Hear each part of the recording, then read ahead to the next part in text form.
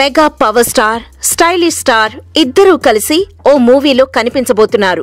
రామ్ చరణ్, అల్లు అర్జున్ కలిసి ఇంతకు ముందు ఎవడు మూవీ చేశారు. అయితే ఇద్దరూ కలిసి కనిపించరు. కానీ మూవీలో ఇద్దరివి ఇంపార్టెంట్ క్యారెక్టర్సే.